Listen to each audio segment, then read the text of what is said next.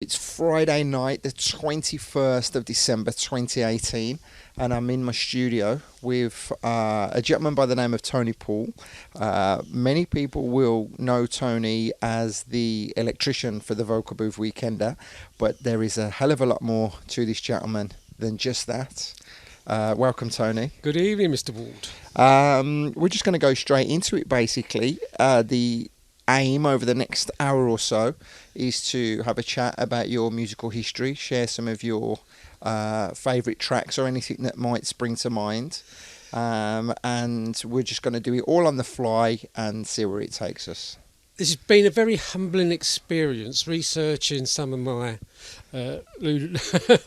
past, and I don't know where this will go, but I thought we'd start maybe at the first record I ever bought.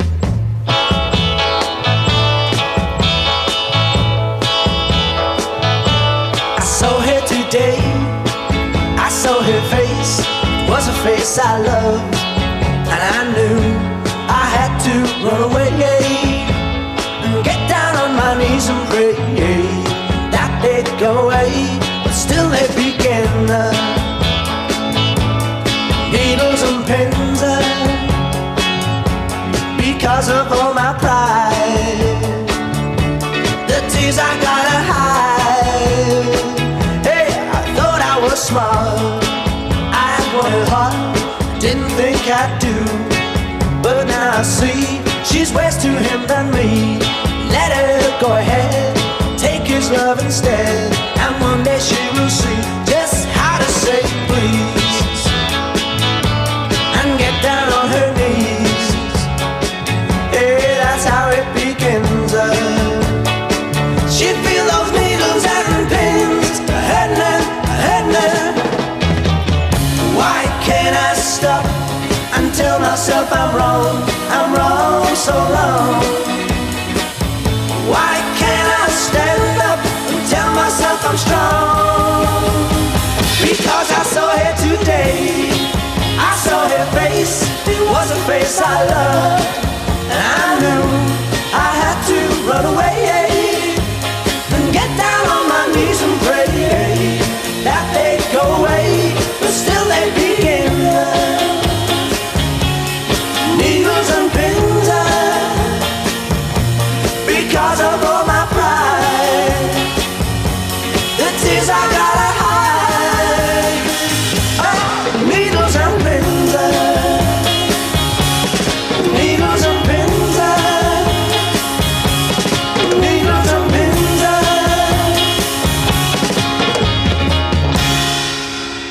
1964, the first ever record I bought was it was the Searchers, Needles and Pins. Now I don't know if you remember that. I know that record. That would have been a big Saturday night down the social club for myself. Yeah, it's quite a nice little groove to that record. When I listened to it again just recently, I thought there's something really nice, a subtle groove going on there, even though it's that sort of Mersey beat sort of sound.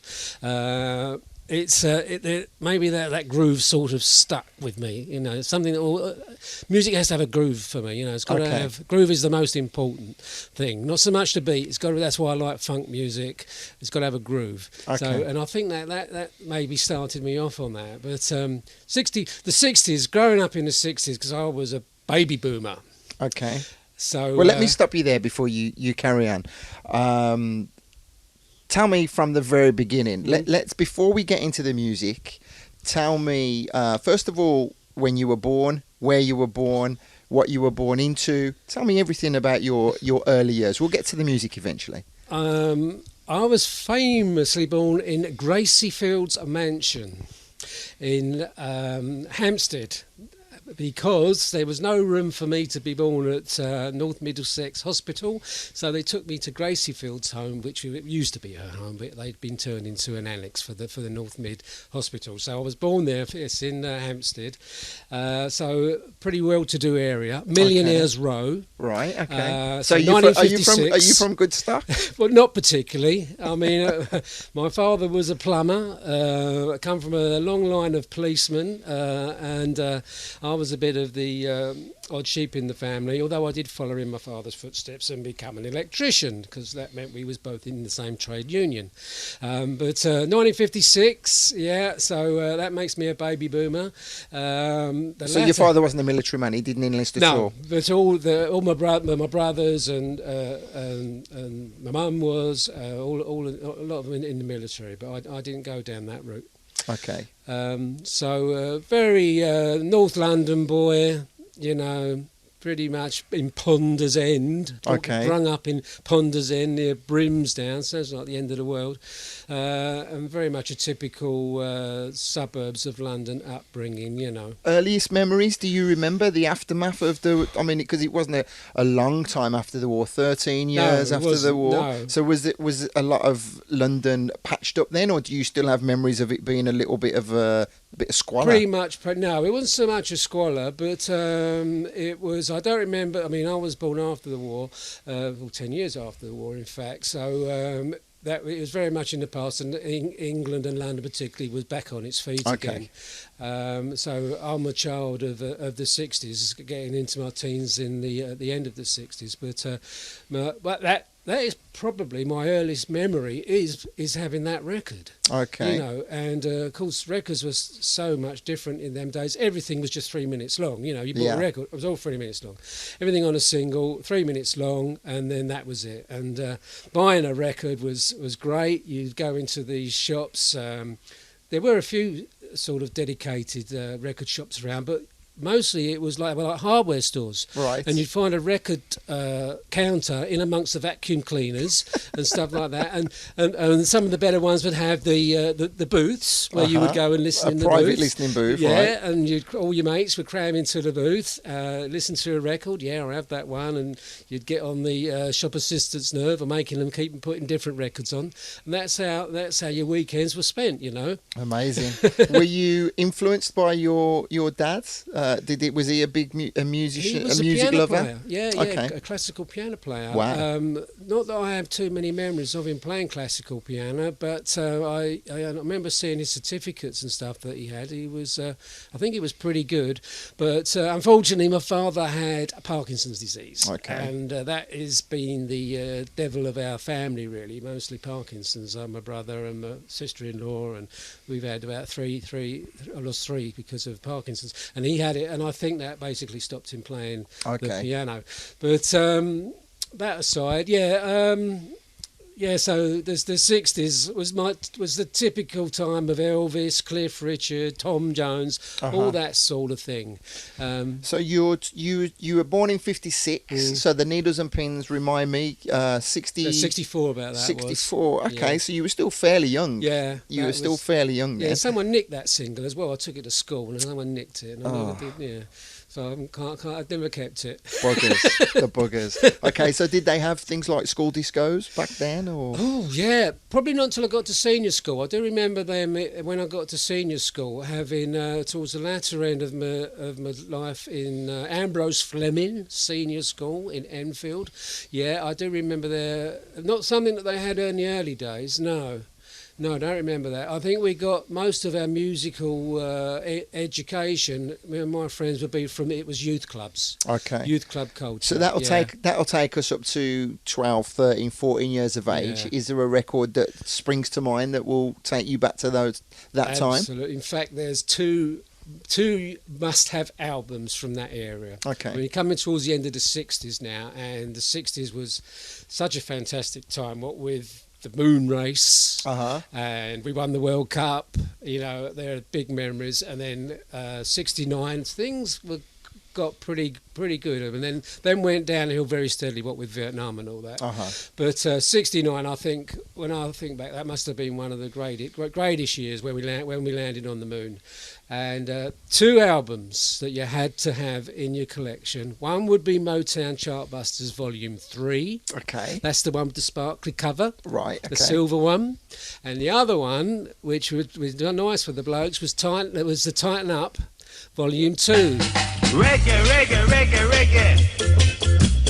Reggae, reggae, reggae, reggae. Lady, come make the action begin. Lady,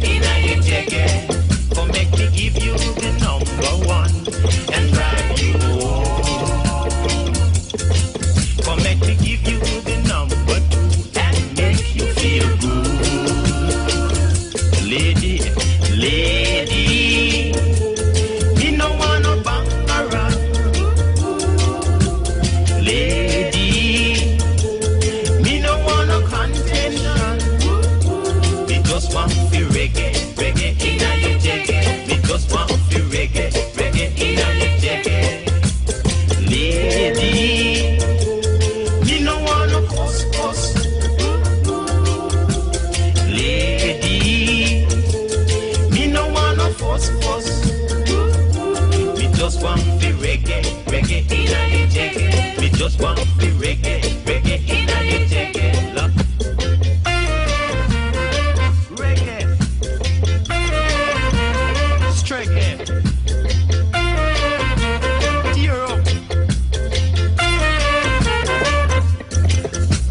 Lady, come make the action begin.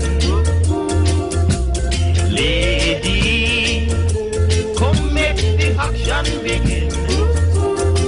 Come make the reggae, reggae inna your jaggy. Come make the reggae, reggae inna your jaggy. Reggae in the grass, reggae in the grass. Yeah. Reggae, reggae inna your jaggy. Reggae, reggae inna your jaggy. Reggae in the morning, reggae in the evening, reggae in the night time. Anytime you like, just reggae, reggae, reggae. Just reggae, reggae, reggae. Reggae, reggae, reggae. Reggae, reggae. So clearly, it's probably, I didn't need to say it, but you are from pure English heritage, obviously black music influenced. How did that come about? Right, well, I think the first album, the soul album that I ever bought, was has always been my favourite ever since I bought it. It was the first one I bought. We're going up to about 73 now, and that would have been Stevie's Inner Visions. Okay.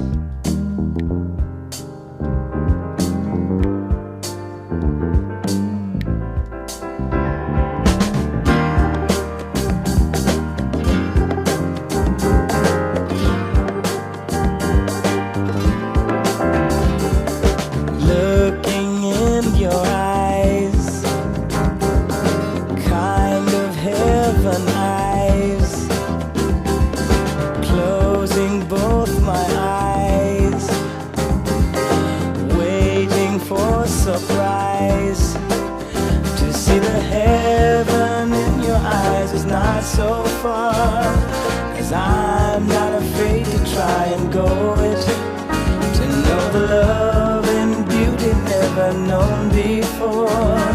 I'll leave it up to you to show it. And golden lady, I'd like to go there. Golden lady, I'd like to go there. Take me right away.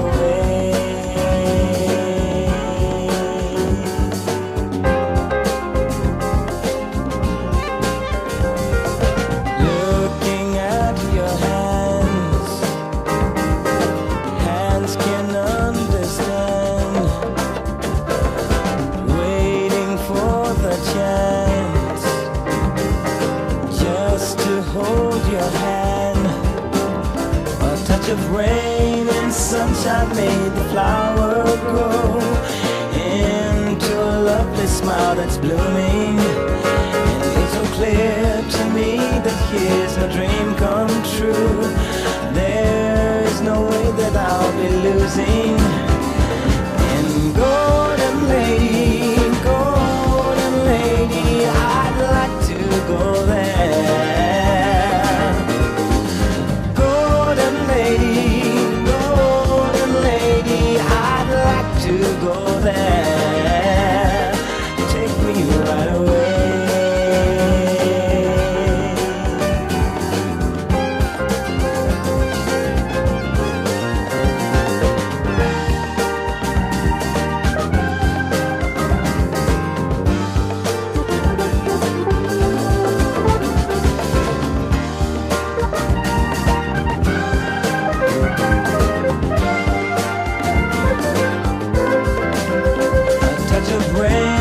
Sunshine made the flower grow into a lovely smile that's blooming. And dream come true.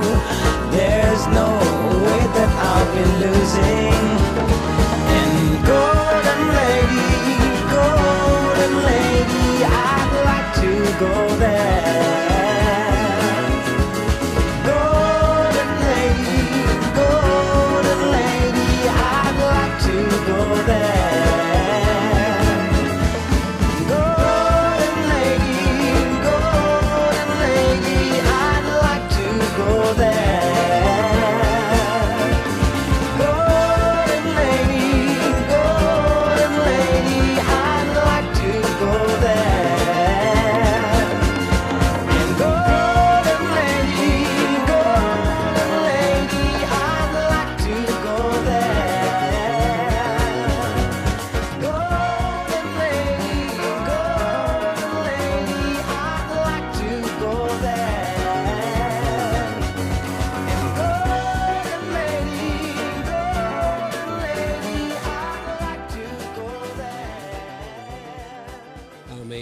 Just my all-time favourite. It has been ever since I bought it, and nothing's ever beaten it. And there's not too many albums, especially these days. I'm a big cherry picker. You know that you actually sit down and play the whole album. Who I don't know. Does anybody do that these days? Play the whole? It's very it's difficult. People isn't have it? a very short attention span nowadays. That is the one album that I will play from start to finish when I put it on. Wonderful. Well, we will get a little bit further down the line talking about your how you progressed in the music game. But if we go back then to the early 70s, you were listening heavily to the radio then? How were you researching and finding out your music? Well, actually, it was mostly... I was into Motown, but as black music went, back in those days, that was the only black music I was listening to. It was just because it was a big collector's thing amongst me and my friends. I was really listening to rock more. Okay. For the early to mid 70s, and my education then would have been Alan Freeman on a Saturday afternoon. Okay. All right. Yeah. Fluff. Good old Fluff Freeman. Fluff, yeah. And we would my gang of four, my best mates back then, we would go round each other's houses with our latest albums, and it would inevitably be a Yes album, it would maybe a Genesis album, Mike Oldfield, Tubular Bells, Floyd, all that sort of thing. Everybody wants to know why love is so. Listen to me, please, and I will tell you why. And I feel this way until the day I die. Because deep, all right now, listen to me now. Do you hear me? Hey, all right now, it makes me feel good, and I will always do the things I should. I never stay out late at night, all because I have no right to treat me like a baby. Yes, you know that I'll never let her go. Sweetest little thing, you know I wouldn't lie. She makes me wanna break down, I break right down and cry, because now she's the one that makes me feel good. She's the one, tell me now, that makes me feel good. Because she's the one that makes me feel good, and I will always do the things I should.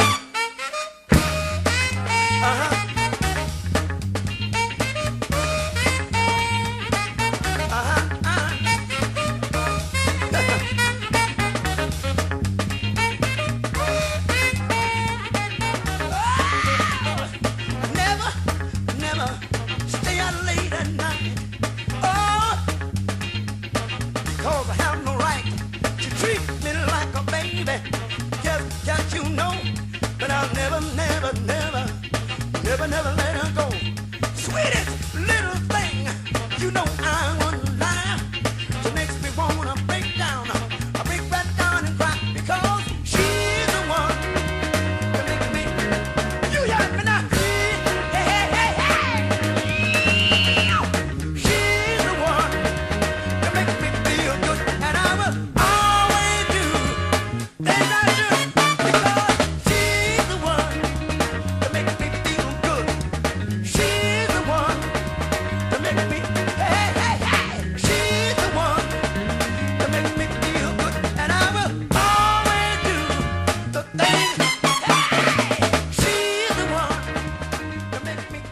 one of my mates was big into James Brown. Okay.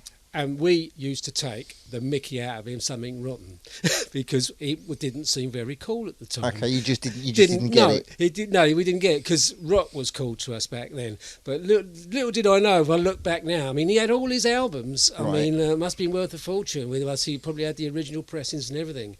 And he obviously knew something that we didn't at the time. I just find it strange. I mean, I love James Brown now, obviously. It's a big part of music, education, but to think back then, I thought he was so uncool because we was all So rock. you're 16, 17, around about that time. Was there much racial integration? Do you recall many? It would have been the Windrush generation. Yeah, the Windrush. We were going to the clubs. Reggae was pretty big, and the youth clubs. We would go to different clubs of a different night. We'd have our own local one. In Ponders End, but of a weekend we go to other ones, and I remember it not there being too much aggro. It was all very, very good. Quite heavily integrated, or just a few black faces? I wouldn't say heavily integrated, but it was the suburbs, and there was a presence, but it was just part of growing up, I think. Yeah. I mean, some of my best mates at school were black. I played football with them all, and I suppose there was maybe a 20%, maybe black out of 80% white. Right. That's it really doesn't mean much to me. Yeah. So, it wasn't such a major part of. Yeah, you can put a finger on it. Yeah. Okay, so that will put us on a good timeline. So we're trying to do the calculations as I'm talking to you. So early to mid 70s. Early to mid 70s. Now and disco started to come in. But before we get to the disco, where did that switch get flicked? Where you suddenly went, James Brown, I get it now. I think that James Brown came later. You probably about 77. Okay. What had happened? I had qualified as an electrician. I was working full-time as an electrician. I'd come to the end of my first marriage. Right. got through the first one. I got married very young. When I was only 21 years old. And I come to the end of my first marriage after 2 years, and I was working on quite a big industrial site in Ponders End, actually. A big job. And back in those days, this was a union job run by a lot of guys from up north, and they managed to get us what they called back in them days an escratia payment. And that at the end of the job, even though we'd been on the job for only 2 years and got made redundant, we didn't get the standard redundancy package. They managed to get like a job bonus. Okay. You got laid off, and I had just come to the end of my first marriage, and I shouldn't joke about it really, but. And I had about £1,000. Right, which would have been a hell of a lot of money back then. And my best mate as well, he was a young, free and single, another electrician. We had £2,000 between us, and we thought, no major responsibilities. What are we going to do with this money? I know, I've split up. Let's buy a disco.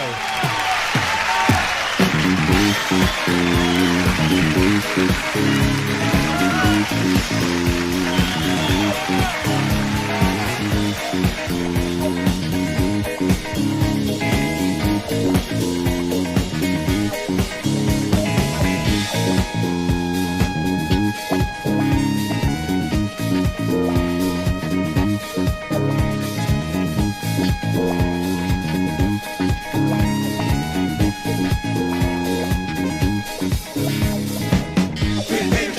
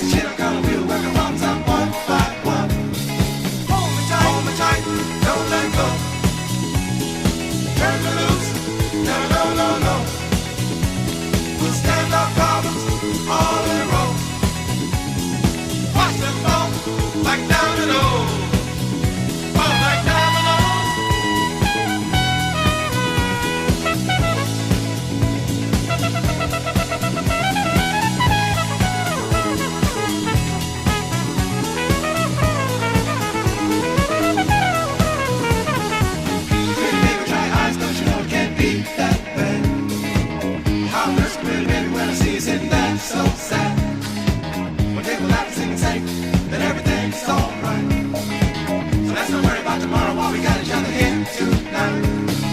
Hold me tight, don't let go. Turn me loose, never no, no, no. We'll stand up problems all in a row. Watch them fall like dominoes. Fall like dominoes.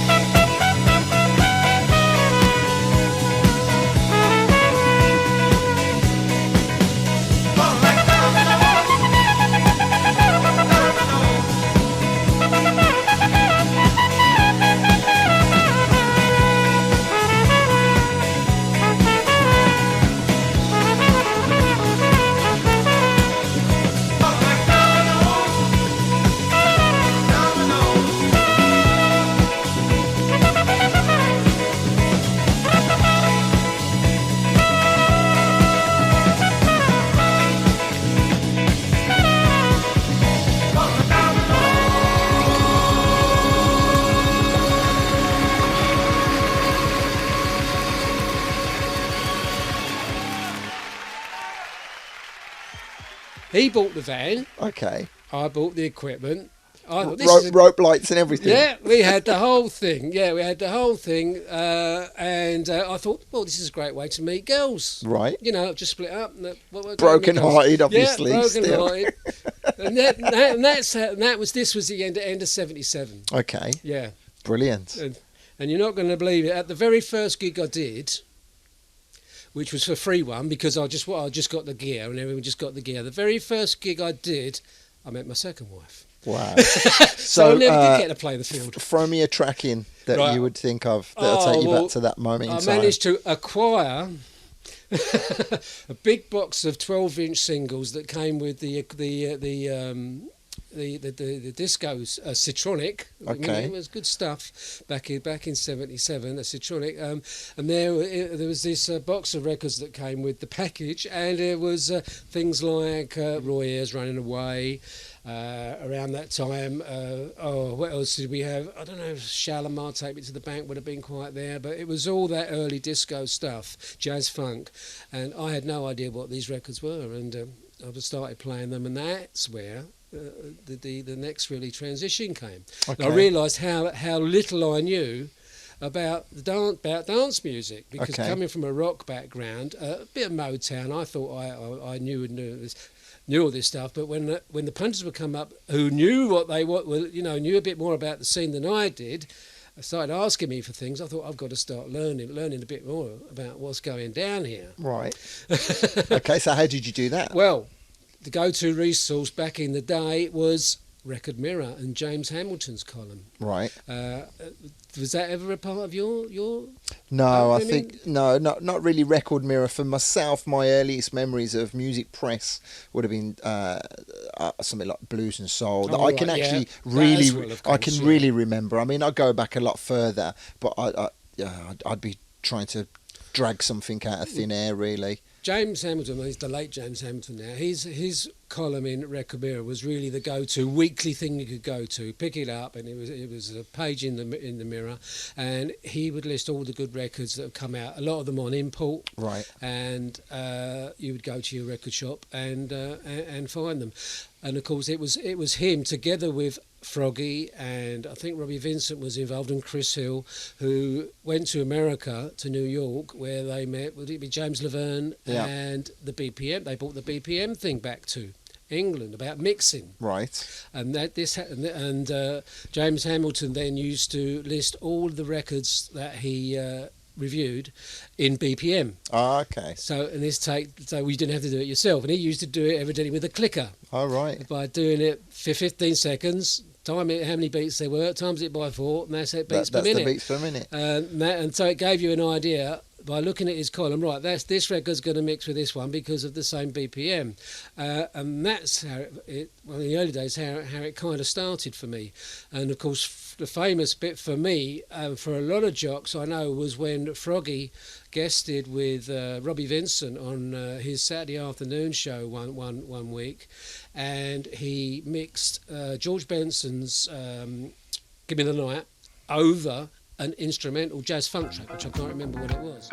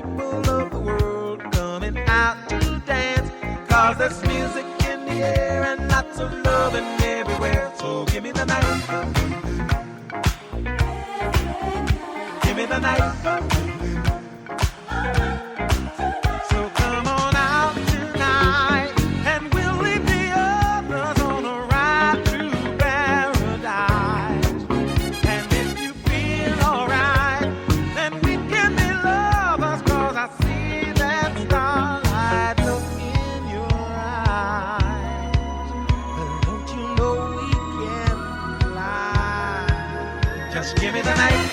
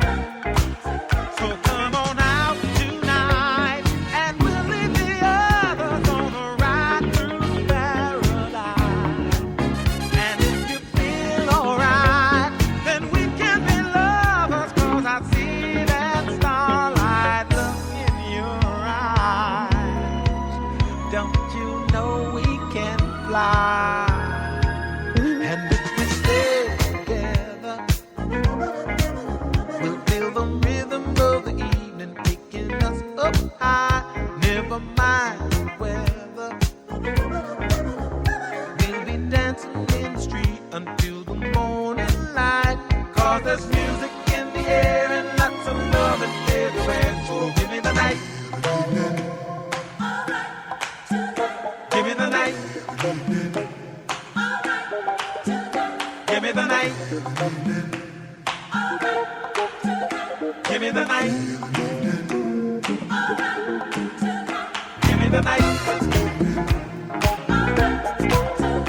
Give me the night. Give me the night. So give me the night. But when I heard that, I'd never heard anything like it. He synced them, like, Right. you know. And at that evening, as I went out to do my disco, I was trying to do it all night, you know, probably making a right hatch of it. Brilliant. And what with the pitch control, did you have to just keep your finger on the side? Yeah, well, yeah, and of course you had to have, this is the big day of the Technics 1200 decks, and Yeah. I didn't have Technics 1200 decks on my Citronic because Okay. it was designed a bit before that, so we had to change them and get the variable speed decks on and everything. Okay, I get you. Yeah. Well, I actually watched, obviously we've recently lost the legend, Mr. Paul Trouble Anderson. I was watching some footage of him the other day, and he said that back in those days, buying imports, literally there would be 2 or 3 copies of a record, and if you missed out, then you'd be waiting weeks to get hold of something. Yeah, he's probably right there. I can relate to that because you'd have to go into your shop regular and get the guys. I mean, the guys would know. Get to know someone behind the counter. He know what you wanted. As soon as the import van come round, someone like Tony Monson, a famous radio DJ, he would come round in the van and they'd put them aside for you. Yeah. Because they kind of knew what you want. Yeah. I mean, my go-to shop was City Sounds in Holborn. Okay. And we had a Mr. Dave Selby. He was great. He always used to look after me. I mean, he'd put all my stuff aside. And when I go in, I would basically whatever he put aside Well, for me, I'd buy. it's weird. Yeah. It's giving me goosebumps listening to you say that, because 20 years later, I was going and Dave was serving me. Oh, Do right. you know what I mean? I'm assuming it's the same Dave. He's on Facebook. He still posts stuff on Facebook. So that's pretty. Oh, brilliant. I Dave mean, Selby. everybody knew he was a legend, you know. So Yeah, he was. Yeah, in fact, Dave, he was like myself. We were both doing karate at the same time, and occasionally we would train together. So I got to know Dave pretty well. In fact, their shop spot when I later went on to BBC Radio, their shop sponsored the jazz chart on the radio station. Wow. So it's funny how things work out.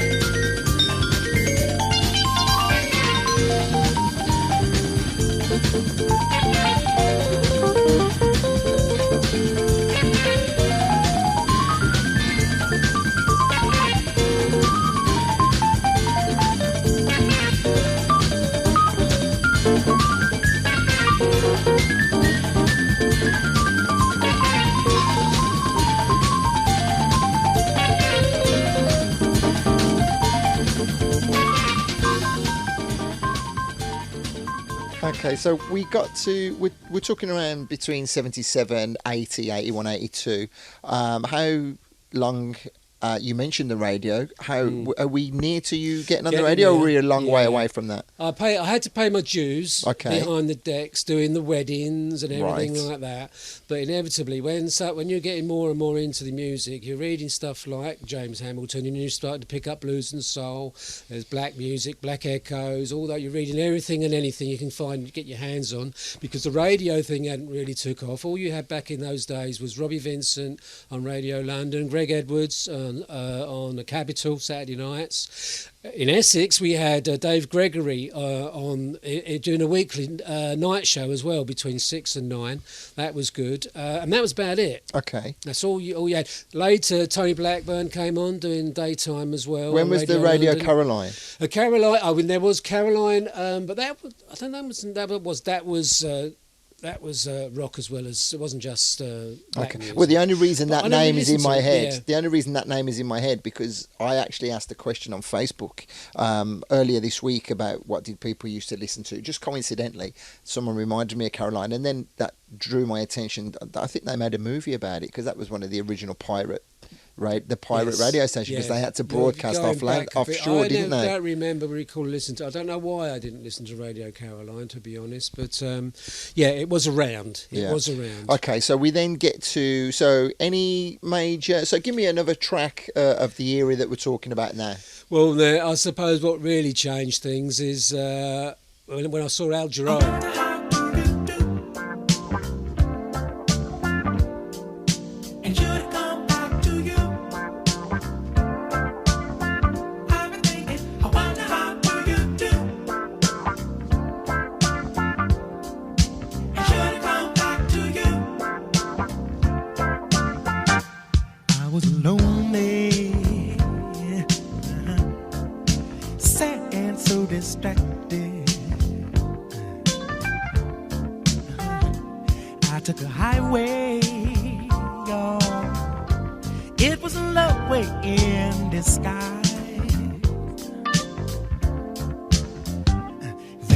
Only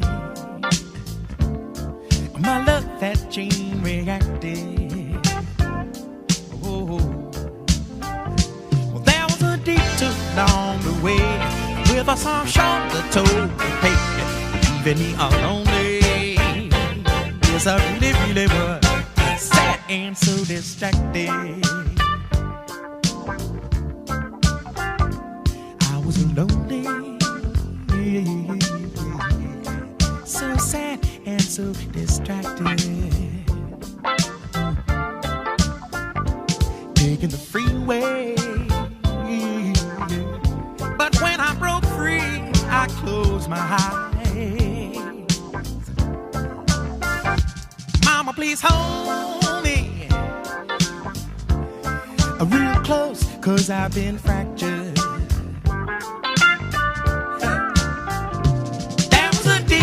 Along the way with a soft shoulder toes, leaving me alone.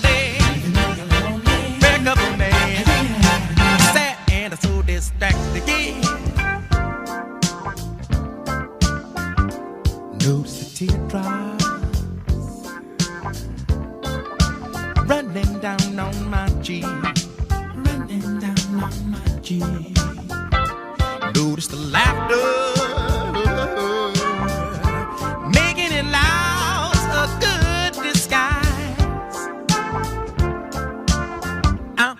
My heartaches for a little ride on Main Street, y'all. There was a detour along the way, just another heart that started me, leaving me lonely,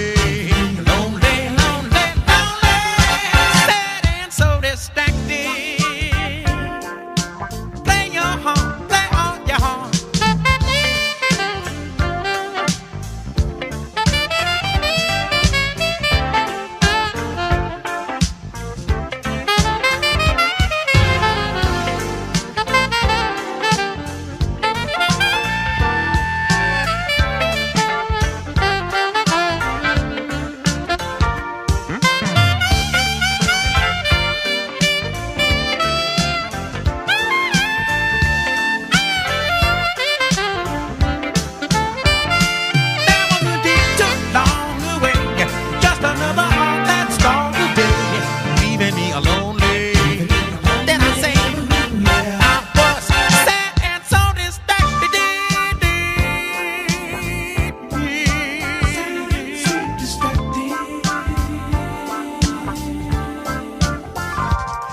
so lonely, yeah.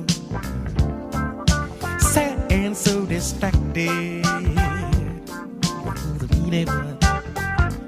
I took a highway, yeah. But it was the love way in disguise. Taken by surprise, sitting here only because my love has chain reacted. Oh, There was a detour on the way, and I saw a shoulder totally play, leaving me alone.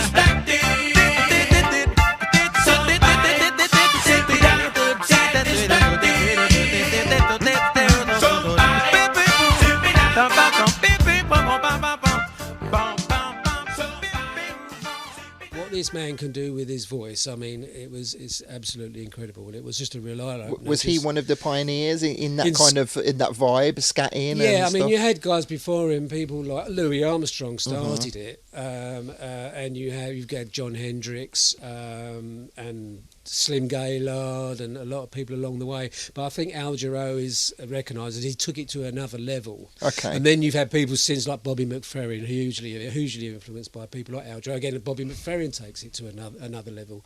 He's actually like an instrument. He uses his body as an instrument. Like an instrument. Yeah, you know, with his chest and the banging and everything. So you mentioned someone like Louis Armstrong. You know, we're going back 2 decades. Have you since...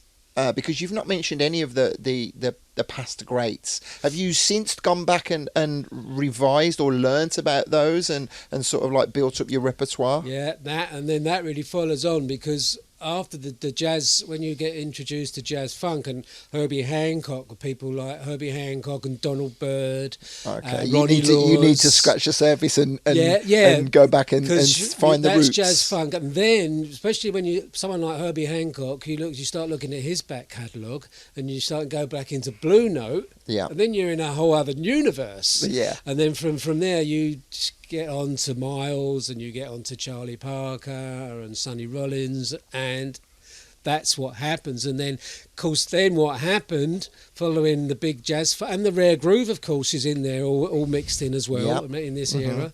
What happened in the mid 80s, you had this jazz inverted commas revival.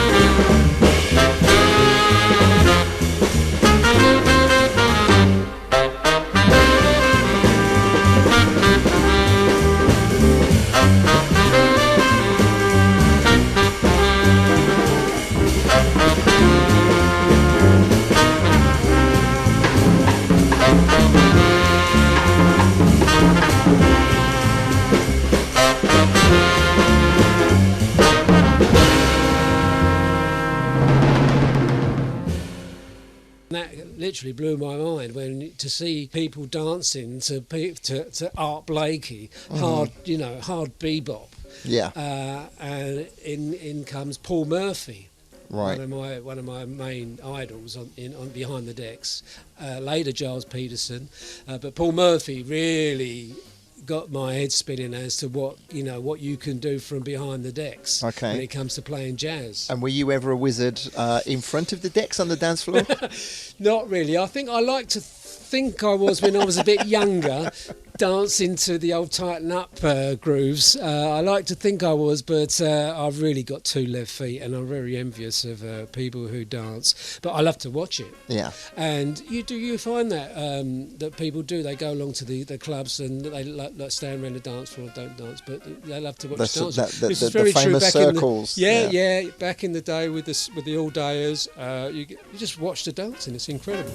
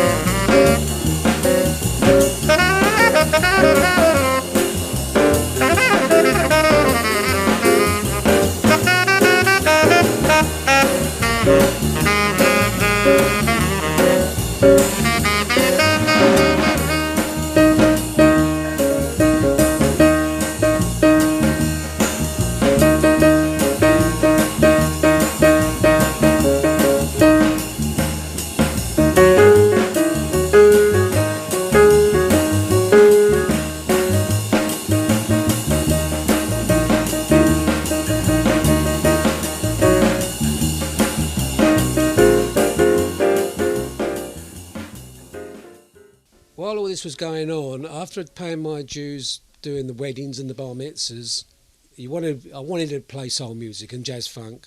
You start doing your own promotions, and we did a lot of those with another guy around Enfield. Doing your own, you set up, hire a hall, play, advertise. It's a jazz funk night, and there you go, and do your own thing, which is what we all like to do. Yeah, play the music we really want to play, and then.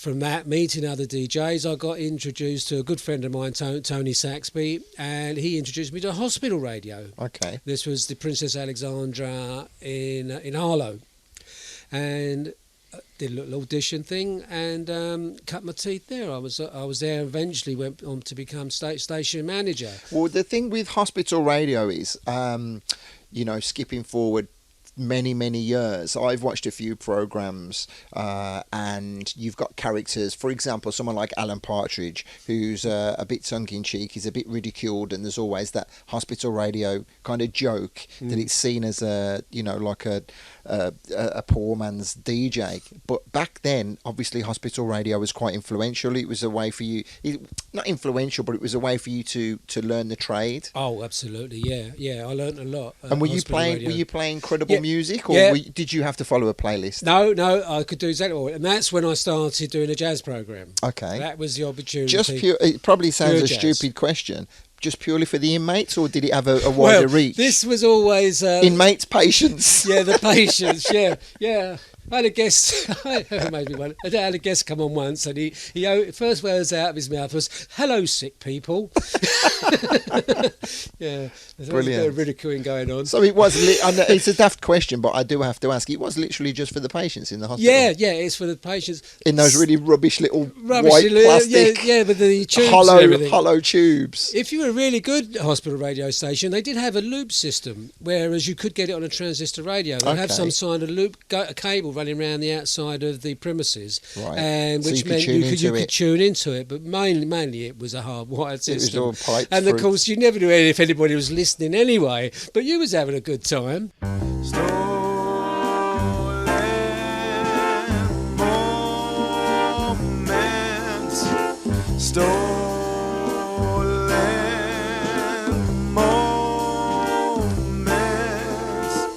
If I told you I love you, pretty baby, would it make up for what they say?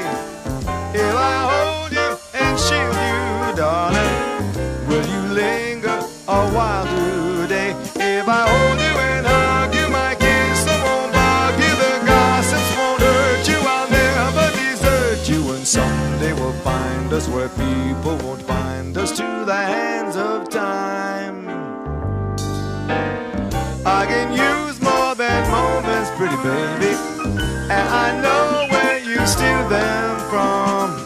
There are so many things I'll teach you, and they call me a useless bum. They just shatter and clatter and batter and datter. They titter and twitter, their glitter gets bitter. But we're here, I steered, here it's weird, hear those beers. Dear, watch the pantomime.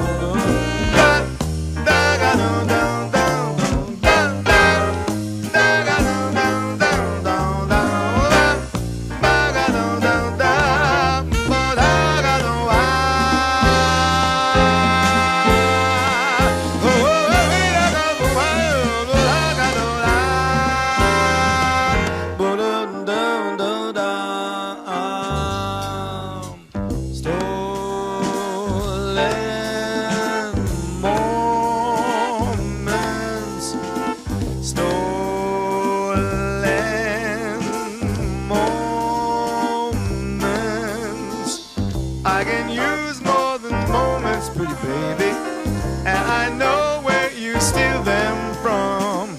There are so many things I'll teach you, and they call me a useless bomb. They just shatter and clatter and batter and natter. They titter and twitter, that glitter gets bitter. But we're here, I steered, here it's weird. Hear those beards, dear, watch the pantomime.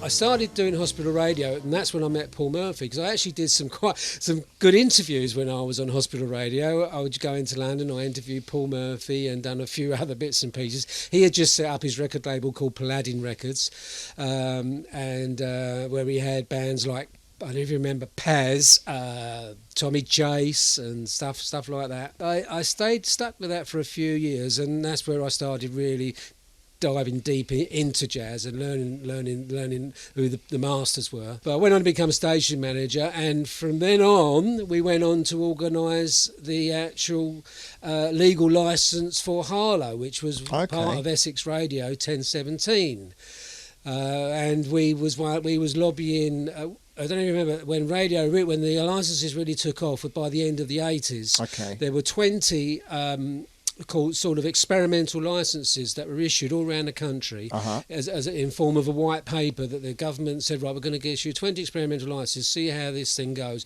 If they're successful, then we're going to open the airwaves up completely. Then you had everybody came on board. Right. You know, the airwaves exploded. Yeah.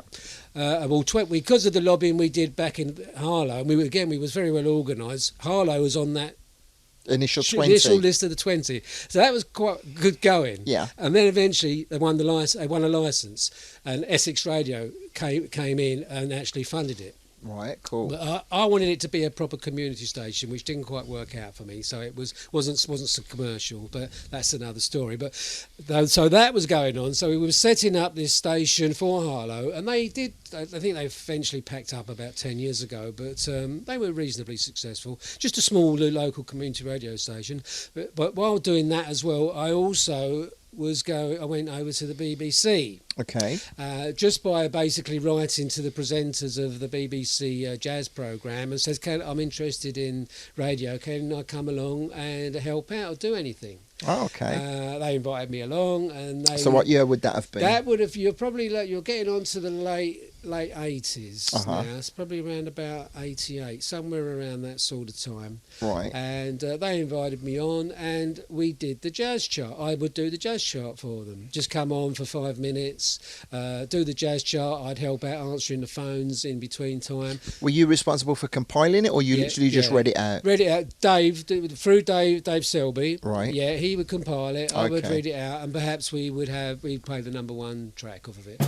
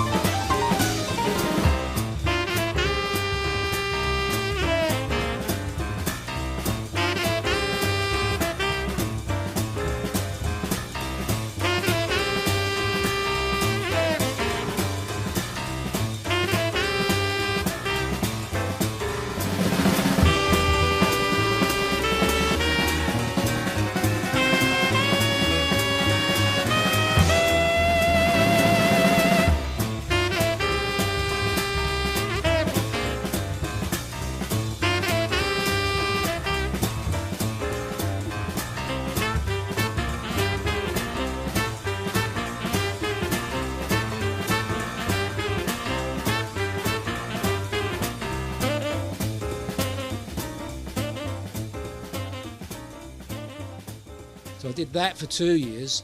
Then the presenter left, and I took the programme over for a further 5 years. Okay, and fantastic. that programme was Jazz First on BBC Essex, and that was a really good period of time. And now when you've got a BBC behind you, it opens a lot of doors. That's when it comes to meeting people. So I got to interview and meet people like Roy Ayers, Johnny Lytle, John Patton, I think, Big John Patton, the organist, Art Blakey. Mark Murphy. In fact, Mark Murphy actually came down to the studio, and we had lunch and everything, and that was great. Funny story, trying to interview Art Blakey, little did I know, when I set my tape recorder up to interview him, he's deaf. Yeah, Totally, totally 100%. deaf. Yeah. Wow. You wouldn't believe that, would It's you? incredible. Yeah, he was deaf. Obviously, banging all them drums all them years has made him deaf. So, hence, the interview wasn't very good. Wow. The best one was, definitely by far, was with Roy Ayers.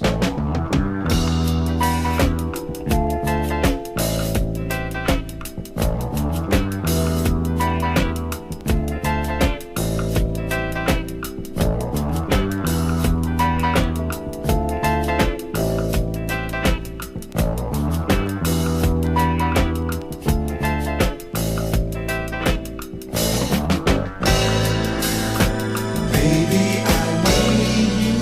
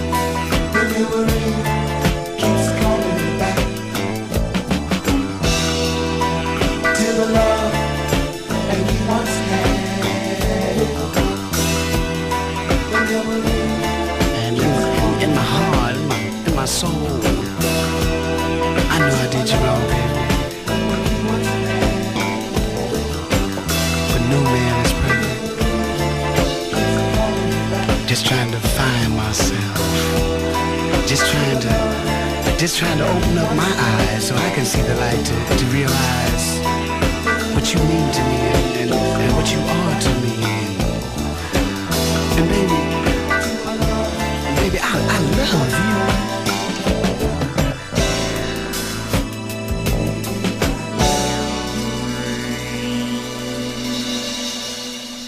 It was literally above Ronnie Scott's he had a room, he was renting, they got him a room above Ronnie Scott's club in Frith Street in London. And what I did, I had all his albums, original copies of everything from Red, Black and Green right the way through to whatever was the current album at the time.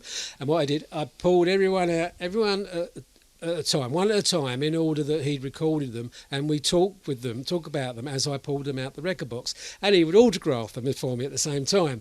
And so I spent, it got to be an hour and a half with Roy Ayers going through my personal record collection and talking about them, and it was just mind-blowing. That was probably the best hour of my life.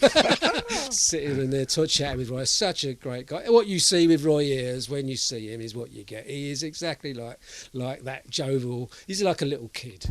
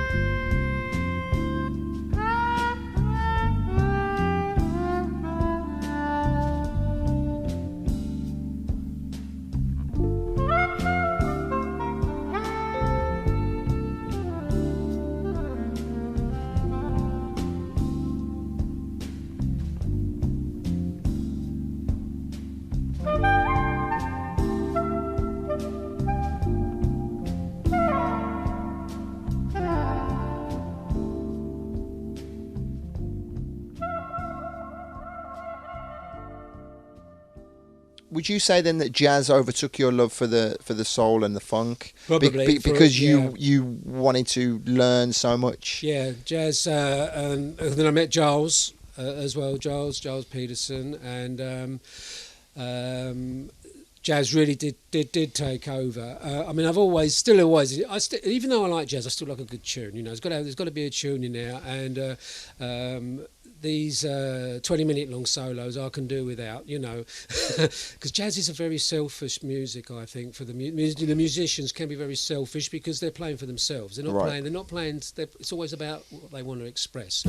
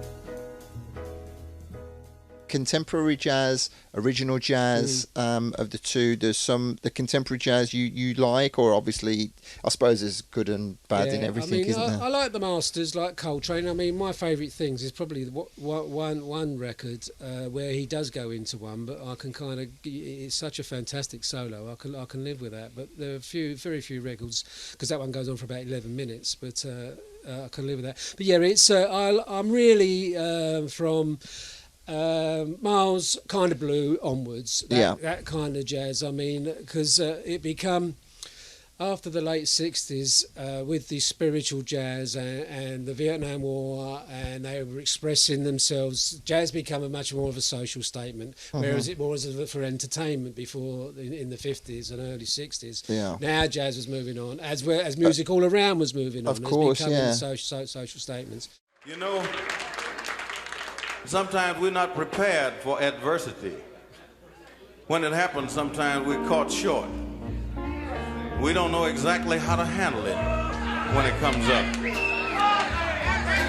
Sometimes we don't know just what to do when adversity takes over. And I have advice for all of us. I got it from our pianist, Joe Zawinul, who wrote this tune. And it sounds like what you're supposed to say when you have that kind of problem. It's called Mercy, Mercy, Mercy.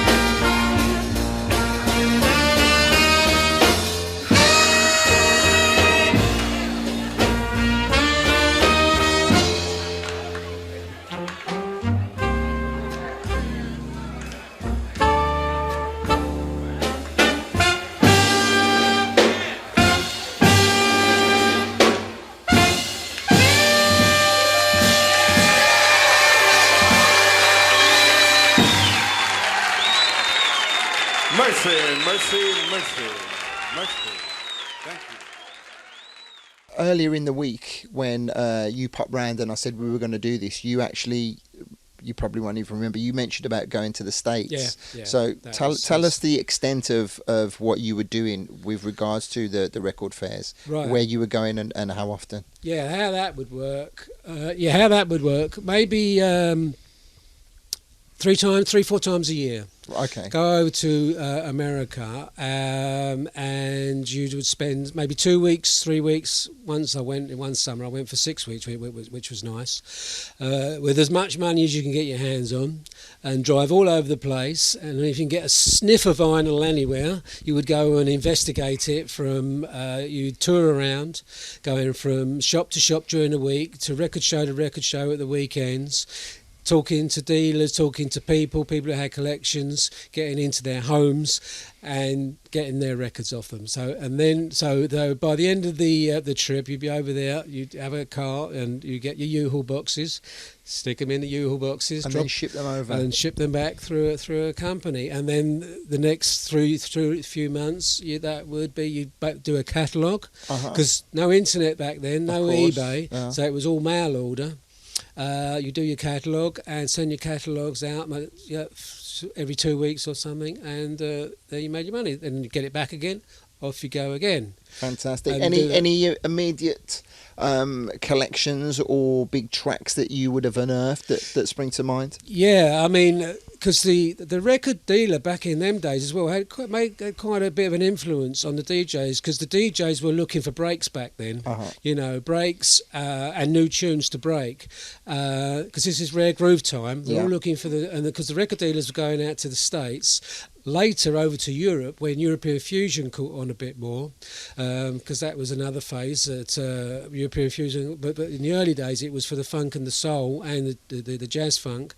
The DJs out there would always be looking at you to say recommend. Like for me, when I went to the record shop earlier, and I would come back after. Everybody wants to know what you got in your box when you come back, because my record business had pretty much built up as I was in the top 6 of maybe the black music buyers and sellers out there. Brilliant. Pretty good reputation. Nationally? I had customers all over the world.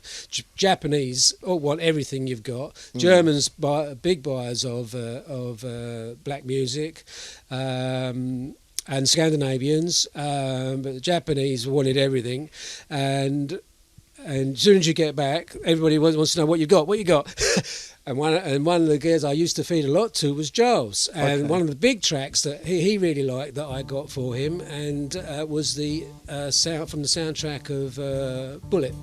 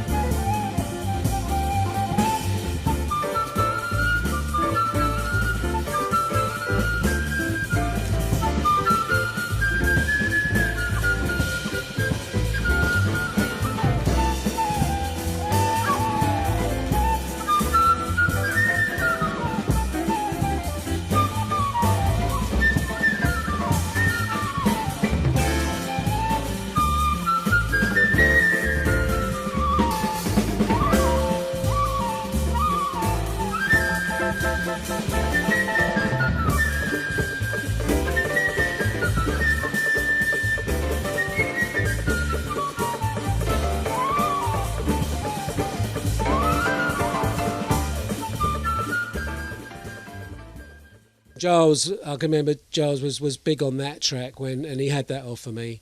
There's lots of things. Giles would probably be my first port of call once I've come back. Okay. And he would spend inevitably £200-400 straight away of all the new stuff. He'd have the pickings, and I didn't mind giving the pickings because I had a lot of time for Giles. Fantastic. He taught me a lot as well. So have we skipped into the 90s yet? Not quite to 90s. We're just skimming on there. So Okay. we've done the jazz thing because. Don't forget, Paul Murphy was doing the really hardcore jazz dancing at the same time, and that skipped over into the 90s. I did not like the black music soul scene of the 80s. No. What with the drum machines and stuff, didn't do anything for me. Wow. And that's my favourite era, to be honest. Yeah. In fact, I was listening earlier today. I was listening to some Brothers Johnson. I forget what album it is now. The one with Tokyo on it, and.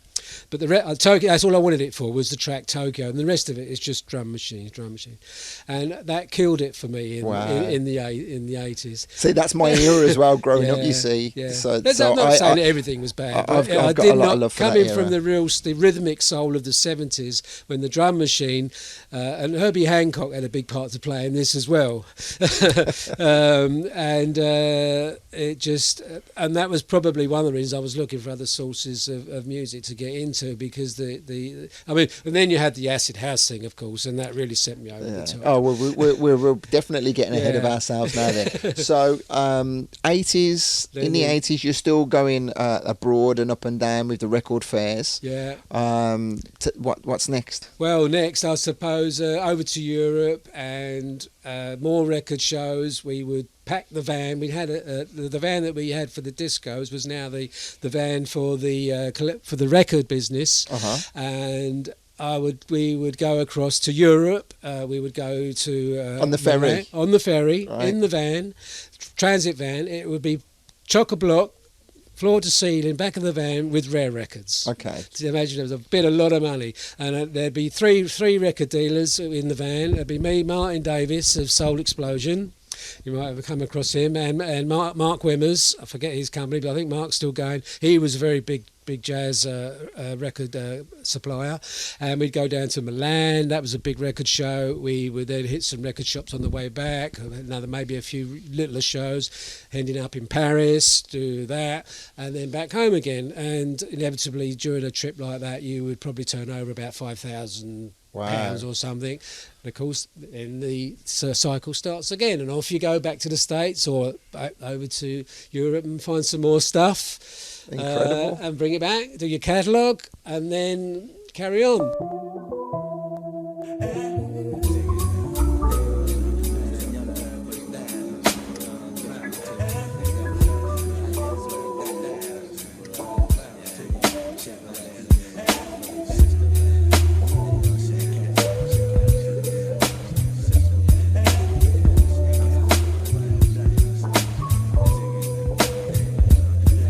Let me tell you about this girl, maybe I should.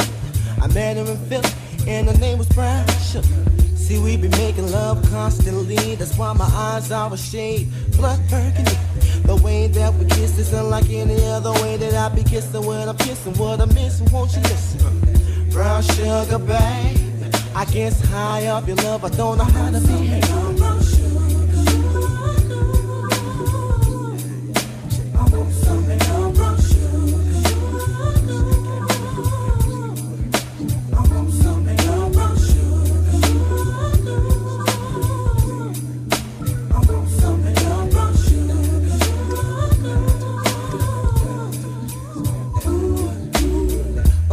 Sugar, when you're close to me, you love me right down to my knees.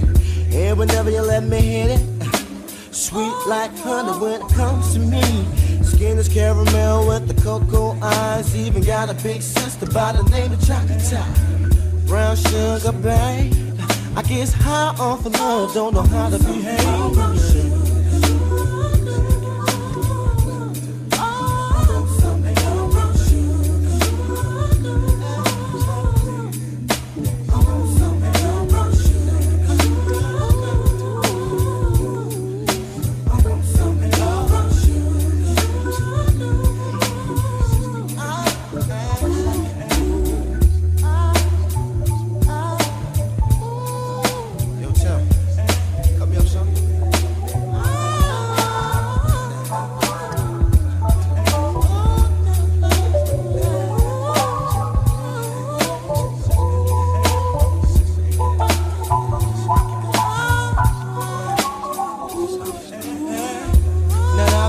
story goes. Brown sugar got me open, now I want some more.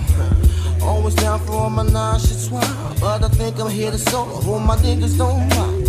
Stick out my tongue and I'm about ready to hit this pretty bitty with persistence. Yo, I don't think y'all hit me. Brown sugar, babe. I guess high off of love, don't know how to behave.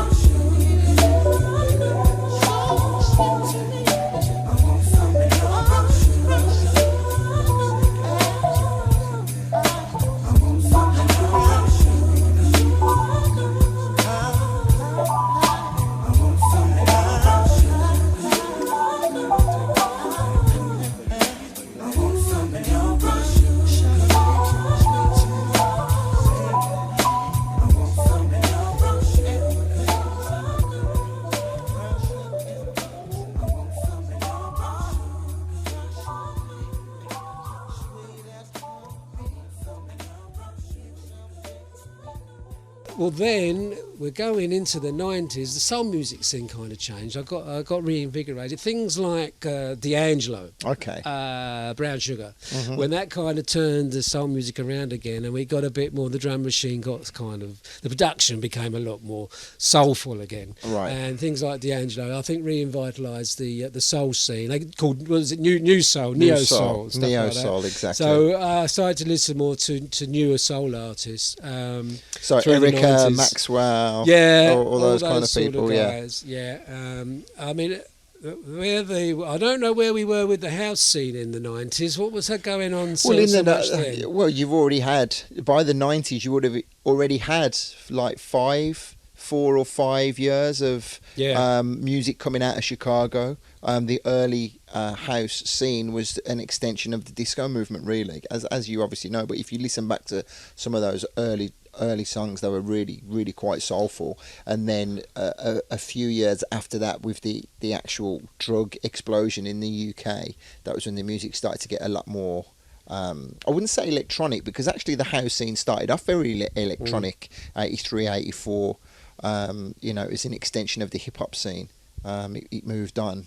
Yeah, because I would have been playing. See, I had a residency in Bishop Stortford at a club called the Juicy Duck. Okay, I did that sounds amazing. Yeah, it does. But I didn't particularly. I mean, I've always been more comfortable behind the decks than in front of the decks. Always have. Well, you say about Herbie Hancock and things like that, or African Bambaataa, or I can't even think off the top of my head now, but a lot of those artists would have bled across into that scene. And then the younger kids, so someone like Sugar Hill Gang or something like that would have been around from 79, 80. You weren't into that? You never really got into the rap, the hip-hop? Well, the beginning of the hip-hop? Yeah, the early did. In fact, that goes back to when I met Nicky Holloway, because Nicky Holloway would have been working at a record shop in Edmonton. Okay. And Nicky used to provide me with some sounds from there, and that I can specifically remember him buying Good Times, Rapper's Delight, right, and Funkadelic off of him from a shop in Edmonton. In fact, he was just a shop assistant then, and Nicky used to come around my house. I always have my deck set up because he's a little bit younger than me, and he hadn't even started DJing. And that's what he wanted to do. He always made it clear that's what he wanted to do. And he would start practicing. We'd have my deck set up in my in the back room in my mum's place, right. And he'd play around on the decks. Of course, we lost contact. The next thing you know, in fact, with Nicky. So the whirlwind that is Nicky Holloway is your it's yeah, your my fault. protege. Yeah, it's my protege. Yeah. Dear oh dear, you Nicky, unleashed. deny it. You used to come round my house. That's You right, play on my record decks. You unleashed Nicky Holloway on the world. Boy, oh boy, we've got some stories about him in Birmingham. Let me tell you. I wonder if he remembers that. But the thing with Nick, I used to go to these the early concerts like the Jazz Explosion. That's a famous one with Lonnie Liston Smith, Tom Brown, Gene Kahn. They played a big one at Hammersmith Odeon. Roy Ayers was in it as well. And you'd come out of these concerts, like him, Bobby Womack as well, and there'd be Nicky Holloway handing out leaflets, always for his raves and whatever he was doing, and he did put in the work, and well, he is where he is. I can't off the top of my head. I'm not sure if it was a special branch parties that that was he it. used to Special do. branch, I think that was what. Then it was always whenever I get to a concert, I was big on like going to see live music. Bobby Womack was a big one. Where I met the late Peter Young, which I remember because he just passed recently. He just recently passed. I remember Jeff Young being quite vocal about that. But Nicky would always show his face outside a concert venue handing out leaflets. So that's my memories. He's putting the work in. Okay, so we backtracked a bit there. Sorry. No, it's okay. It's all good. It's good to put it into context because that is what happens. You obviously you follow a path, and then you say, actually, I know why I got there because of this, and this. So it's necessary to do that. You talked about some neo soul artists, which is always interesting to hear as well. That take us into the 90s. By this time, what was going on in your own personal life? I think I was on wife number 2. no, might have been number 3. I'm always on the lookout for the next ex-Mrs. Poole. The first marriage lasted about 2 years. I got married way too young. I met my second wife at the first gig I ever did. Yes. So, and then we courted. They still say that we courted for a few years, and then I was married for a further 5 years. Then I think probably my tunnel vision was probably the reason that failed. Whether it would be with the radio or actually it was martial arts really the first time, and then with the radio the second time, and because my tunnel vision, of course, I think my wives have got used to it. With my third wife, Elaine, who you obviously know now, she's kind of used to it, but I've kind of tempered it a little bit. Well, it also helps that she. I get the impression that she's a big music lover as well, so that helps. She loves her. She probably likes more than your street than she is my street, because some of the music I play to her, she puts earplugs in. She pulls her face. You mentioned very quickly. Let's talk about it very briefly. Your martial arts. Oh right. Did you? At what age did you take that up? And did you performed? You participated for the UK, for England? I've trained with a lot of guys who did. I started in about 73, just before I saw my first Bruce Lee film. Okay. And what was the? I started Wadaroo karate. I trained under the best, some of the best Japanese instructors that were around in the country. 8th Dan, Tatsu Suzuki, highly regarded, famous sensei, and him and his team of Japanese martial art black belts used to be around London and the UK, and I trained under Sensei Suzuki for 7 or 8 years, and I got my first Dan black belt probably in my early 20s. Cool. Yeah, and had my own school at one stage. Trained with Dave Selby at some stage, and also trained with some guys who went on to become world champions. People like Jeff Thompson. I don't know if anybody knows martial arts, they should know the name. Brian Jack was judo, wasn't he? Judo, yeah. That's the only martial artist I can think of. Few. I was I was a bit small back in those days. They didn't have the weight categories, you see. Like I would be fighting some of these big guys and getting beaten a lot. So I haven't got so much a killer instinct in me, you see, not like some of these guys who are absolutely magnificent. Jeff Thompson being one of them. Neiman Prince was another guy I trained with, and Vic Charles. These were all that went on to be world champions. And I was in the team, but I wasn't. I think I was making up the numbers.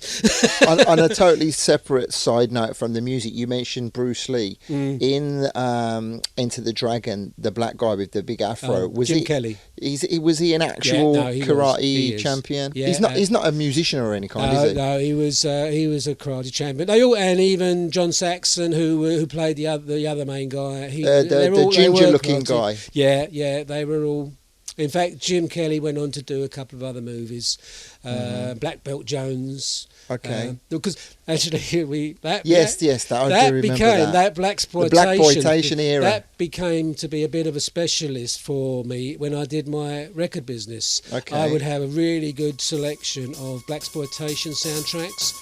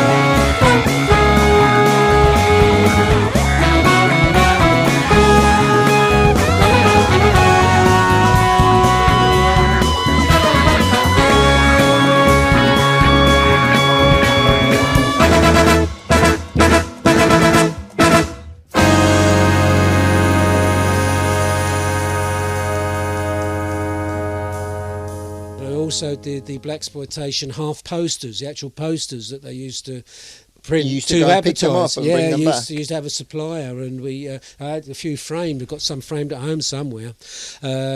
Big half, what they call half prints or something.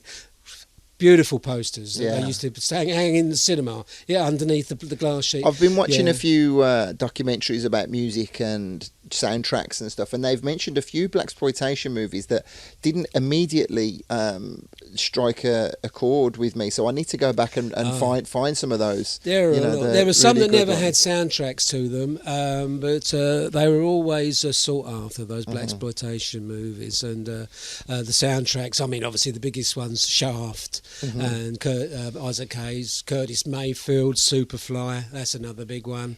Marvin Gaye did Trouble Man. Okay, see, that's one that I'm actually, believe it or not, I've never actually seen. That's a good one, yeah, some great tracks on that. Then you had Quincy Jones doing his stuff. They called me Mr. Tibbs. That was what I watched. Not so much a blaxploitation film.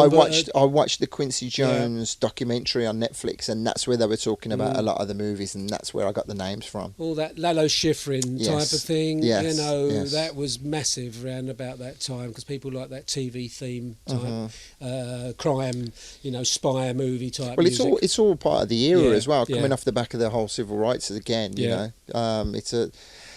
it's a crazy.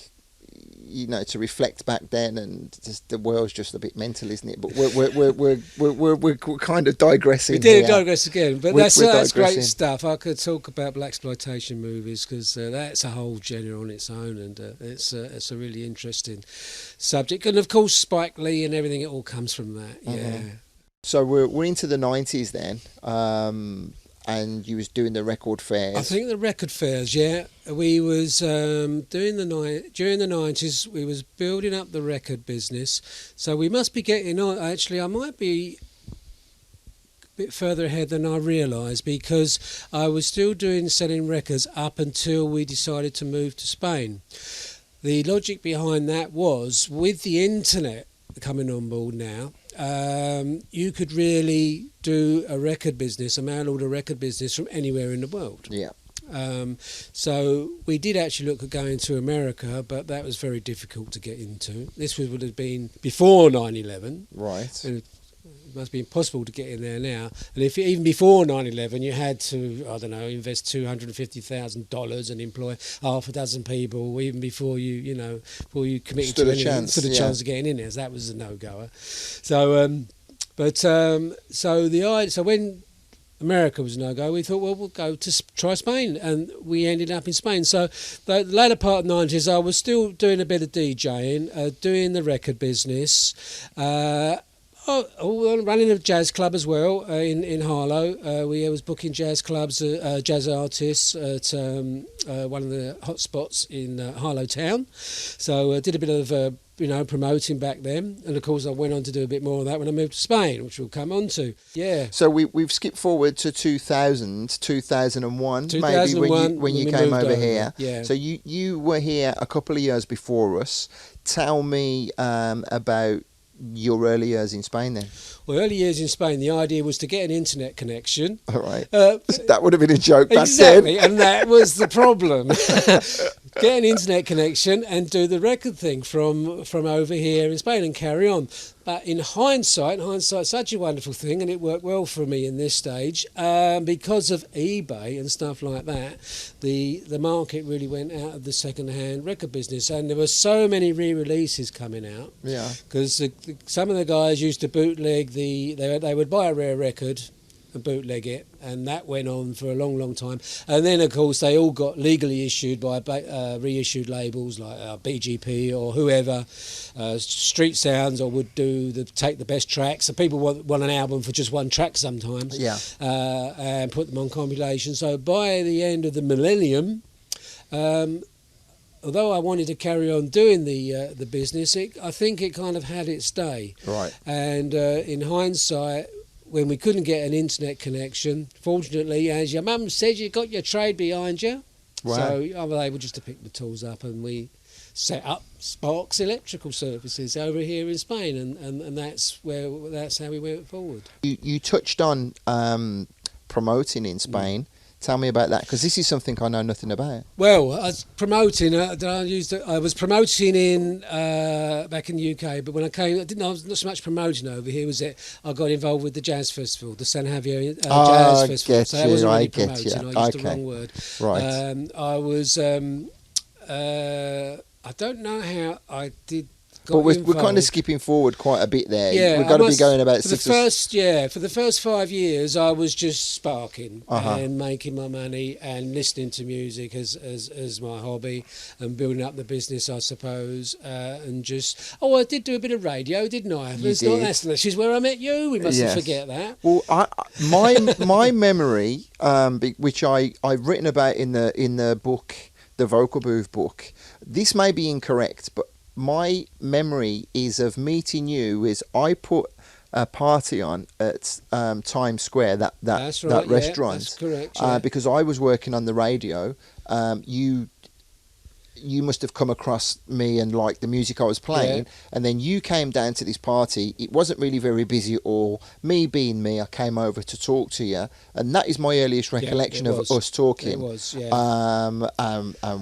We became friends, and then tell me about the radio after that. That's exactly correct. I came down to Times Square and we met that way. You literally just came on your own with a pint, listening to the music. I didn't even think Elaine. I was just curious. That's right. Who's this Andy Ward geezer? What's he doing? Yeah, because there wasn't really a lot going on back then as regard to black music in this area, and for someone to do something, I think I may have tried doing a couple of bits and pieces, have failed dismally. Right. I didn't succeed very well myself, to be honest. Those couple of early parties, the one you came to, there wasn't really anybody there, was there? No, you're right. Well, it is tough out here, and in those days, I started with a Wave. It was a radio station called Wave.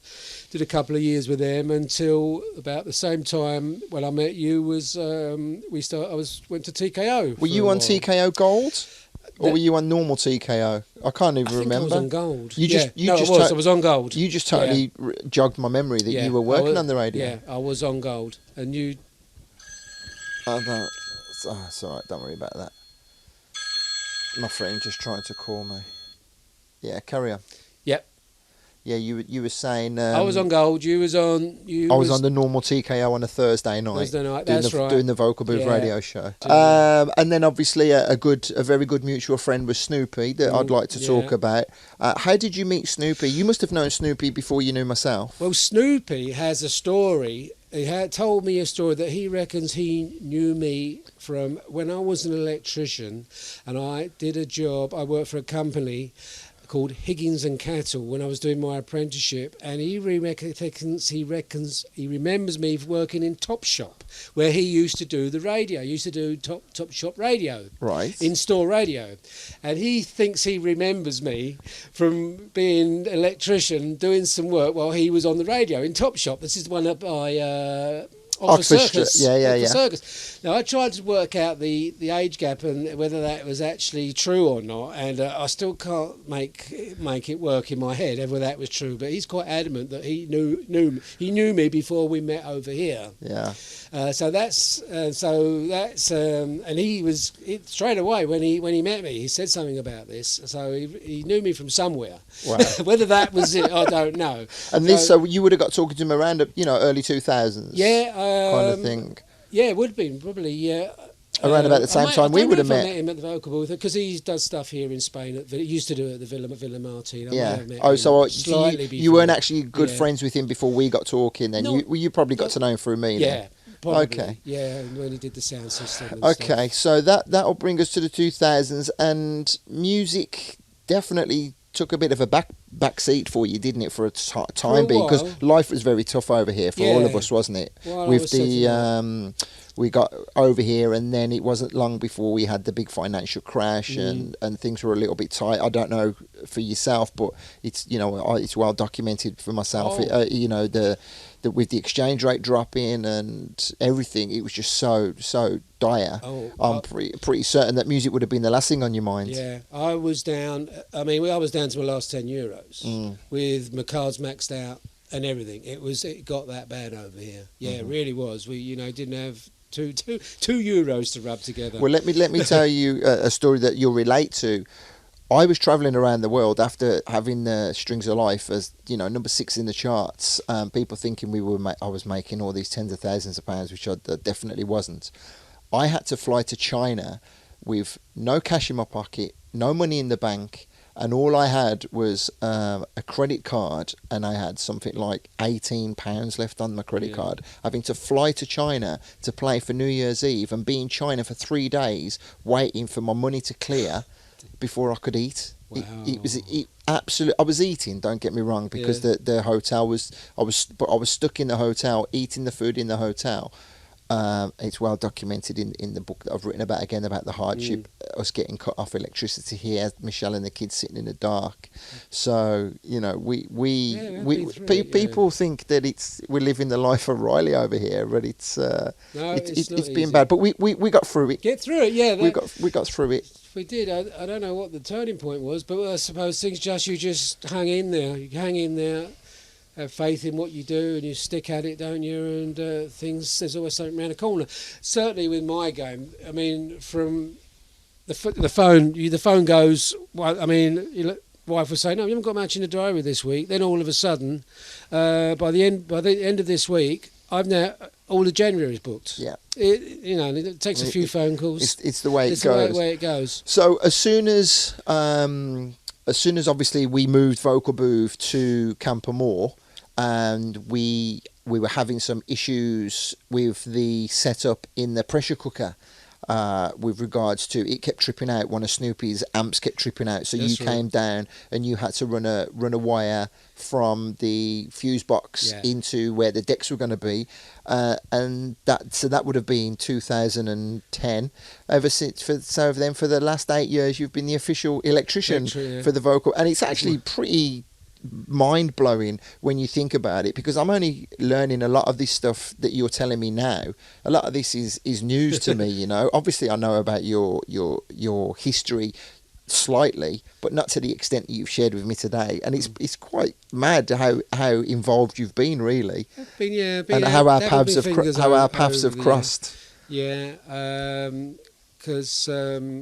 as well as in 2008, I started helping out with the San Javier Jazz Festival. That was really just to help them try and publicise it to the British a bit more. And I was there for 5 years. Just every time the San Javier Jazz Festival come round, I would do reviews of the artists who were appearing. And actually, we've skipped an important part. Oh, have we? Yeah, you were working when we met. We just met. As you were there as a punter, but then when I started the Vocal Booth at Campermore, you were actually working for the local press at the time, if you remember, because you were doing interviews for us. You did a write up on Natasha Watts. You were trying to push. You were giving interviews and all those kind of things, and that was how the San Javier thing got involved as well for you, because you were big in a lot of the local press over here. We didn't talk about that, did we? Yeah, well, anything that had kind of black music or dance music written over it, apart from the Jazz Festival, because I was writing for them, and I was also writing a weekly comment about electrics in Spanish, do your electrics in the Spanish homes. I was doing all sorts of things for the Round Town News, which was probably the biggest paper at the time, and we would do. I can remember writing things on some of the girls that came over that you had. Oh, it was Natasha Watts. Natasha Watts, yeah. And Diana Waite, I think. That's right. Yeah, we did stuff for them. We did quite a bit of that. So you helped us out at the beginning, but despite all of the efforts that we did trying to push it to the locals, we didn't. No. We got absolutely zero interest apart from a handful of people who've stuck with us now, who have become good friends of ours. Yeah. But other than that, this isn't an area really of music people. Which I think is the reason we haven't really. We did that for a few years, but then we didn't really see the point in doing it, because, as you said, the interest doesn't come from the locals. No. I get the impression that you went off the boil with the music for a little while, and then I see because you're not the most active online. I don't. That's fair. That's fair. Compared to myself, Compared to you're not very active online. But I have seen some, which is why I reached out to you the other day. You've been posting a lot more, posting a lot of videos, just making comments on articles. Yeah, just every now and again I get the because I listen to a lot of music when although I might not be actively involved. I listen to a lot in the evenings. My evening is spent either listening to music or researching one of the latest health gimmicks or something that I'm reading about regarding my training. So I just thought at the time I thought I'd just post some of the best tracks that I've come across this year. So tell us. So that's a perfect opportunity. Yeah. Tell us some of your favourite artists of the last 18 months or so. Well, I was just very impressed by Jamie Cullum's new EP that's just come out. He's done this thing where he picks a favourite track or a track that he's fond of, gets in the studio, and within 60 minutes he's got a record of that track and then release it, mistakes and all.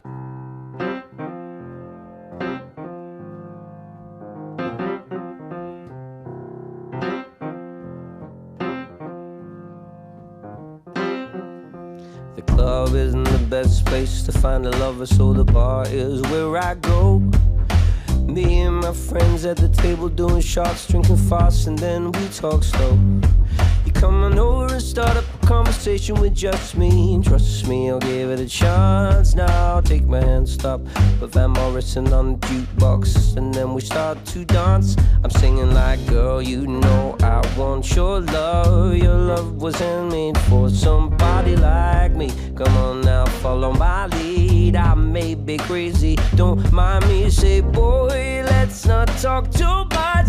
Grab on my waist and put that body on me. Come on now, follow my lead. Come on now, follow my lead. I'm in love with the shape of you. We push and pull like a magnet do. Although my heart is falling too, I'm in love with your body. And last night you were in my room, and now my bed sheets smell like you. Every day discovering something brand new. I'm in love with your body. Oh, wow, oh, wow, oh, wow. I'm in love with your body. Oh, wow, oh, wow, oh, wow. I'm in love. One weekend we let the story begin. We're going out on the first date. You and me are thrifty, so go all you can eat. Fill up your bag and I fill up a plate. We talk for hours and hours about the sweet and the sour, and now your family are doing okay. Leaving, get in the taxi, then kissing the backseat. Tell the driver, make the radio play. And I'm singing like, girl, I know I want your love. Your love was handmade for somebody like me. Come on now, follow my lead. I may be crazy, don't mind me. Say, boy, let's not talk too much. Grab on my waist and put your body on me. Come on now, follow my lead. Come on now, follow my lead. I'm in love with the shape of you. We push and pull like a magnet do. Although my heart is falling too, I'm in love with your body. And last night you were in my room, now my bed sheets smell like you. Every day discovering something brand new. I'm in love with your body. Oh, wow, oh, wow, oh, wow. I'm in love with your body. Oh, wow, oh, wow, oh, wow. I'm in love with your body. Oh, wow, oh, wow, oh, wow. I'm in love with your body. Oh, wow, oh, wow, oh, wow. I'm in love with your body. Come on, be my baby. Come on, be my baby. Oh, come on, be my baby. Come on, be my baby. Yeah. Come on, be my baby.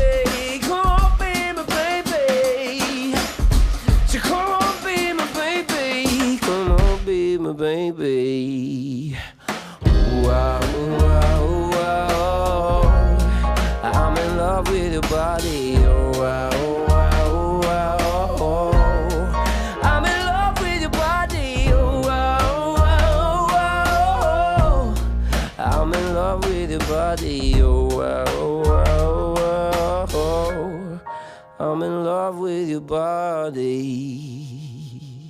Is he a credible artist, Jamie Cullum? I've never really paid any attention to him. Yeah, I mean, he's massive Yeah. in the jazzy pop field. I mean, performing alongside Gregory Porter. Okay. So, again, that's probably my next favourite. I mean, Gregory Porter's probably my favourite.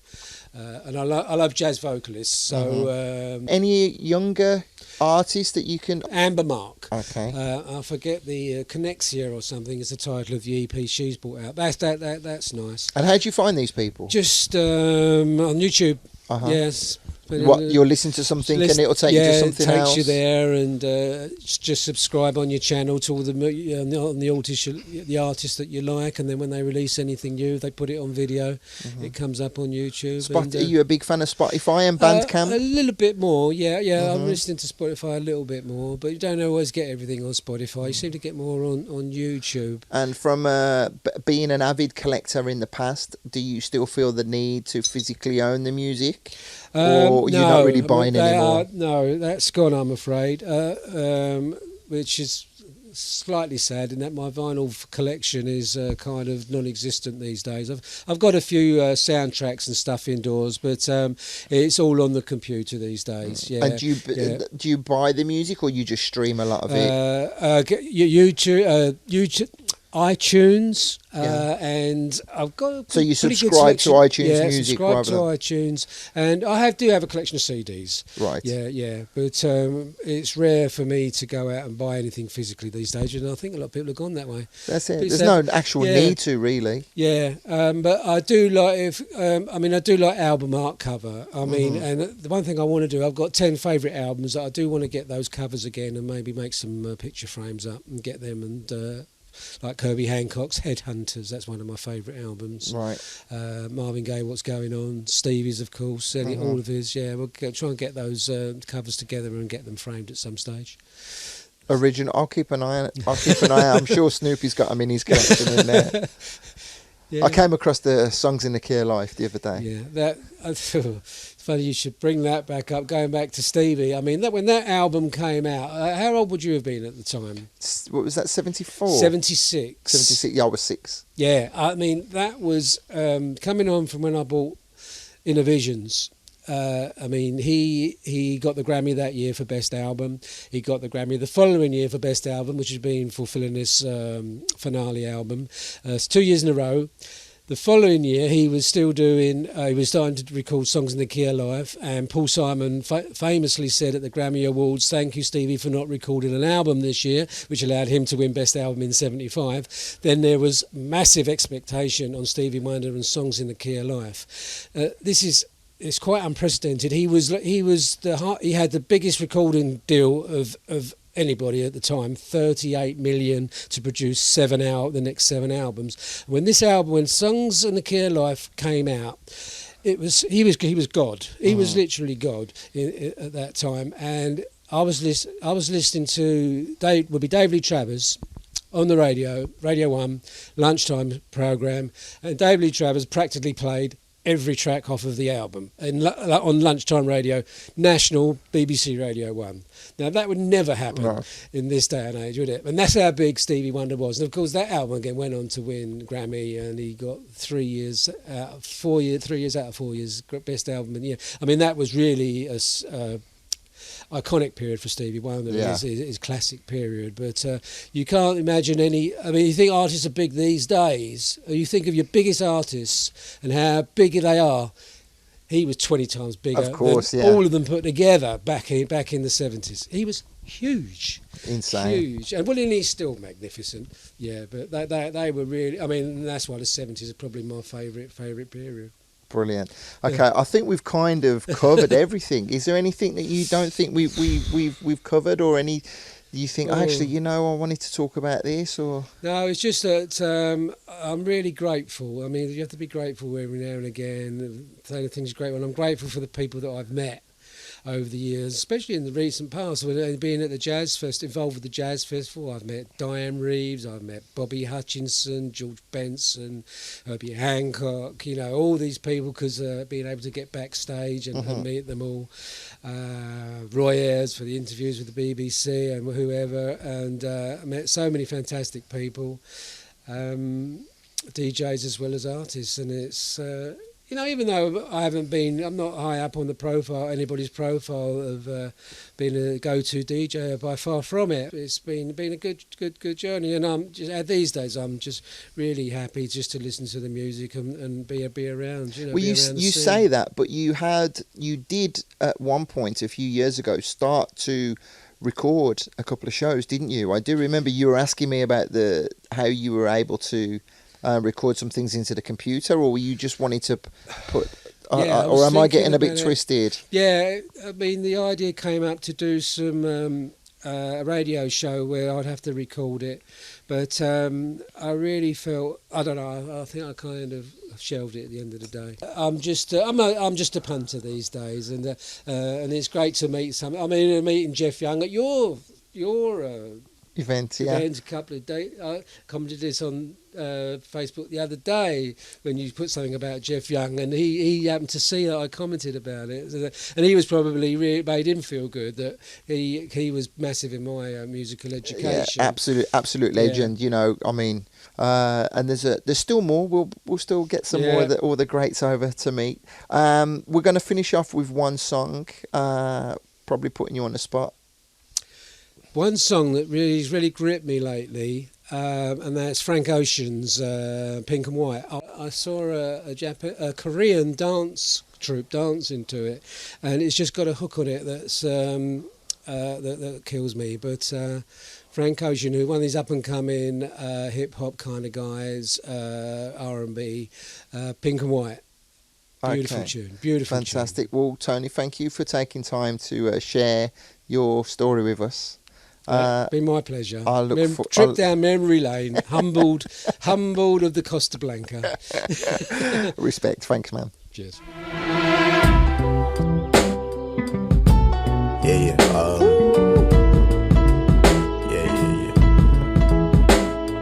That's the way every day goes. Every time we've no control. If the sky is pink and white, if the ground is black and yellow, it's the same way you showed me.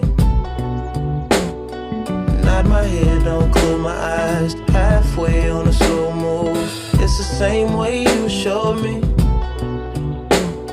If you could fly, then you'd feel south. Up north's getting cold soon. The way it is, we're on land, so I'm someone to hold true. Keep you cool when it's still alive. Won't let you down when it's all ruined. Just the same way you showed me. Showed me. You showed me love. Glory from above. Regardless, dear,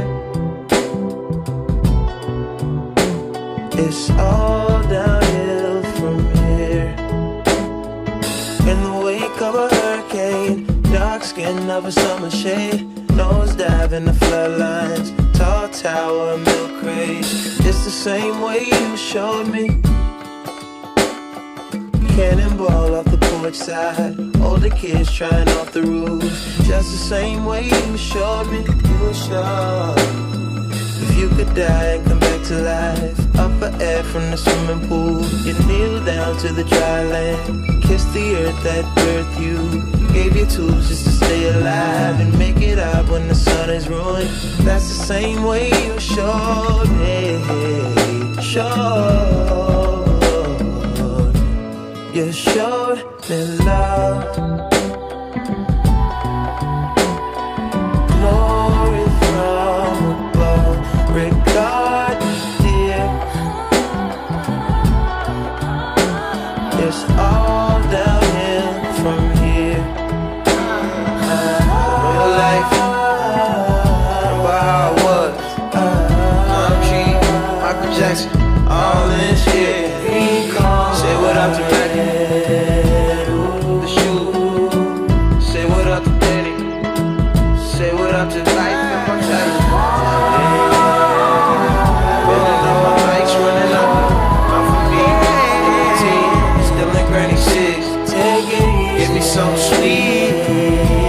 might like immortality. This is life, immortality.